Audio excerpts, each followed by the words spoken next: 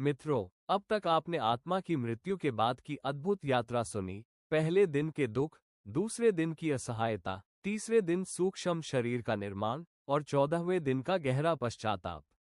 आज की कथा है 15वां दिन, जिस दिन आत्मा पहली बार यमदूतों के सामने न्याय की राह पर खड़ी होती है। जैसे जैसे सूर्य उगा, आत्मा ने अनुभव किया कि आज कुछ बड़ा होने वाला है। उसके चारों ओर दिव्यता और भय दोनों की अनुभूति थी। सूक्ष्म शरीर का तेज बढ़ चुका था और कर्मों की छाया उसके पीछे अंधकार की तरह चल रही थी। अचानक आकाश से एक दिव्य प्रकाश उतरा। यमदूतों के साथ एक विशाल मार्ग खुला, जिसका द्वार चमकदार सोने से जड़ा हुआ था। आत्मा समझ गई, आज उसे अपने कर्मों का पहला न्याय मिलेगा। यमदूत का संवाद। यमदूत बोला, आत्मा, आज से तुम्हारी यात्रा कर्म मार्ग पर आगे बढ़ेगी, जहां तुम्हारे हर कार्य का लेखा जोखा लिखा हुआ है। झूठ, धोखा, घृणा, लालच और साथ ही प्रेम, सेवा और दया, कुछ भी छुपा नहीं है। आत्मा कांप उठी, क्योंकि पहली बार उसे लगा कि जीवन में किए हर कर्म का परिणाम अब सामने आने वाला है। उसके मन में वे दृश्य चमकने लगे, जब उसने अपने माता पिता से कठोर शब्द कहे थे, जब उसने जलन और क्रोध में किसी का दिल तोड़ दिया था। आत्मा फूट फूट कर रो पड़ी।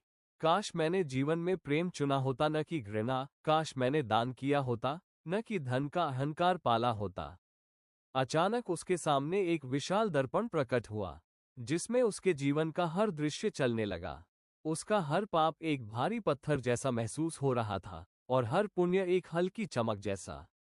यमदूत की गंभीर आवाज, मनुष्य शरीर मिलना ही सबसे बड़ा सौभाग्य है, लेकिन मनुष्य अपने कर्मों को भूल जाता है।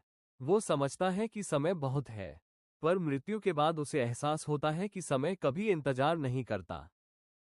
आत्मा हाथ जोड़कर बोली, हे प्रभु, मैंने जीवन में धर्म नहीं चुना, मैंने अपनी इच्छाओं को बड़ा माना। मेरी हर गलती के लिए मुझे क्षमा करें। यमदूत बोला, गलतियां जीवन में सुधारी जा सकती हैं, मृत्यु के बाद नहीं।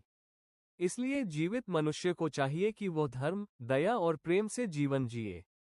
इस प्रकार 15वें दिन आत्मा कर्मों के भार को महसूस करती है, जिम्मेदारी को पहचानती है और न्याय के अगले चरण के लिए तैयार होती है।